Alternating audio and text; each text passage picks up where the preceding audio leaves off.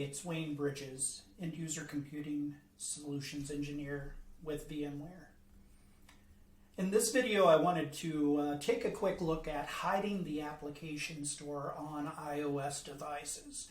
This is one of the best ways to manage what apps can be installed on your corporate devices, simply hiding the public application store and then publishing applications through the Workspace ONE Intelligent Hub. So to do this, there's a couple of methods for hiding the App Store on iOS. I'm going to begin with the most elegant, and that is going to our Groups and Settings at the bottom left of our console. Going to All Settings, and then under Applications, I'm going to go to Workspace ONE and App Restrictions. Now, App Restrictions allows us to remove the public App Store from devices and requires that applications be installed through Workspace ONE. Again, this is a use case for corporate devices because we wouldn't want to do this on a user's personally owned device. We want them to have their user persona on that personal device. So in order to set app restrictions here, what I'm going to do is override in the specific organization group where I want to apply this. And this doesn't have to be applied globally in your organization. You don't have to do it at the topmost organization group. You can do it at a lower level org group so that you apply it only to those specific parts of the organization where it needs to be applied. So I'm going to say override here. And just as a note, when we set this to override, we have the ability to set the child permission, meaning all child organization groups of the current context could be set to override, or we could allow overriding or inheriting this, or even to inherit the setting that I create here. In this case, I'm going to leave this at inherit or override so that at each organization group below this, I can specify whether I want to inherit this policy.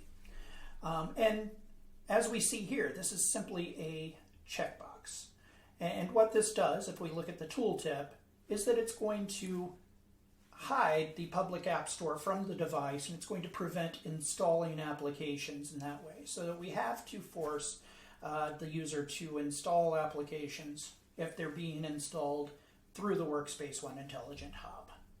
So this is one method of doing that, and this prevents our need for the other method. I'm going to show you that though, because in certain use cases you may want to use a configuration profile instead to hide the App Store. So I'm going to add a profile. And again, I'm focusing in on iOS for this video. I create a device profile, and we're going to use a restrictions profile to assign this to the device. So I give this profile a name, and then I'll go down to the restrictions category.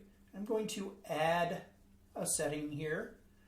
And with this specific payload is going to be to disallow installing public apps. That means when it says allow installing public apps, I'm going to turn that off.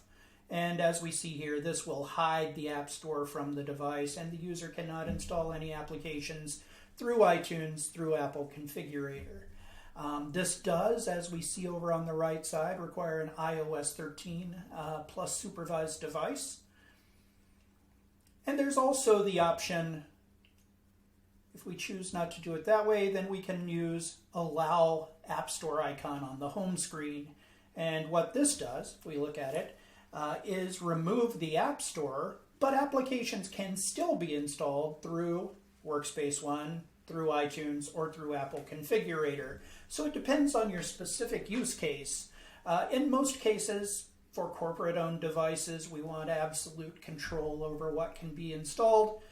So the best way to do that is to turn off allow installing public apps. But in those use cases where you may be using Apple Configurator, or you may still want to install public apps for whatever reason, I recommend using purchased apps and purchasing your apps through Apple Business Manager or Apple School Manager instead. But in those use cases where that doesn't apply, then simply hiding the App Store icon will also prevent your users from going out to the App Store and downloading any app they choose. So that's the end of this video. Of course, after we create the configuration profile, we would assign it based on Smart Group or based on Organization Group. So I hope this has been helpful. I will be creating some other videos along this particular theme to help you better manage applications on your devices. Thanks for watching.